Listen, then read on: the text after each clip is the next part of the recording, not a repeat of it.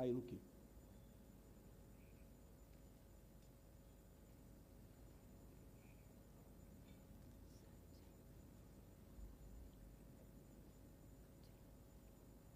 Mimi, Angela Jasmine Mbelwa Kairuki, naapa kwamba nitakuwa mwaminifu kwa Jamhuri ya Muungano wa Tanzania na kuitumikia kwa moyo wangu wote, na kwamba nitahifadhi, nitailinda na kuitetea Katiba ya Jamhuri ya Muungano wa Tanzania kwa mujibu wa sheria iliyowekwa. Ewe Mwenyezi Mungu unisaidie.